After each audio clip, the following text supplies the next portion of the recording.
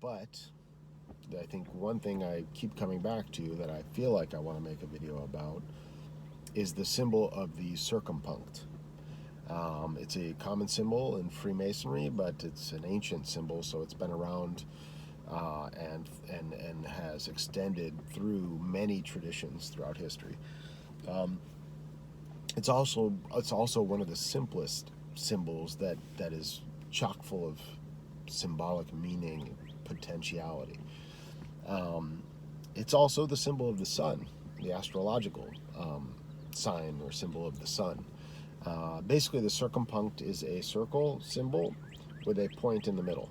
So just a circle with a dot in the middle of the circle.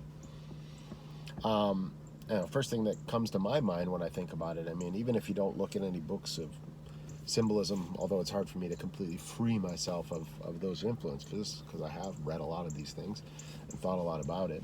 But just on a surface level, it's a great device to focus and concentrate the mind. You know, it's a circle already. We're drawn to circular things, right? You know, like a target is always circle. Even with bows and arrows, often people use a circular thing. With darts, they use circles. It's a way of defining a location, you know. And then the point within it is just even more focused, right? So you have, here's a circle, but right in the center, it's like the target. So it's this sign of the direction to, I believe, to spirituality. You know, that path, that ancient path, that divine golden path to truth. And it's very particular. It's right there in the middle. It's also an ancient symbol, like I said, of the sun. It's also symbolic of God within you. So, you know, if you look at the big circle itself being like the all-encompassing creator, or, you know, the master of the universe or whatever, the grand geometrician. And then the dot in the middle is the spark of divinity, that small spark, that small potential that really gives rise to everything in our world that we have within us also.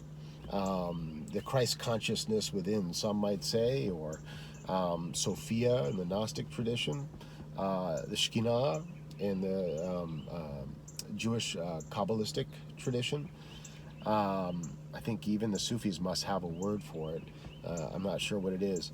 And in Hinduism, they call it the Atman. And so the Atman is the divine soul within a person, and the Brahman is the soul of the creator, you know, or God himself or herself, whatever you want to call it. And so at the end of the day, according to Vedic understanding from ancient India, Atman equals Brahman. That's the algorithm. Atman equals Brahman. So they're not separate. They're the same. It's like we're a drop from the ocean of the creator. So anyway, that's a little unpacking of that symbol called the circumpunct. I believe one other thing I would say is I think, if I'm recalling correctly, it was a very important sign or symbol for the Pythagoreans, those that were followers of the Pythagoras' philosophical society, secret society and school of wisdom. Anyway, I'll leave you guys with that. I hope you enjoyed this video, and see you next time. Have a great day. Cheers.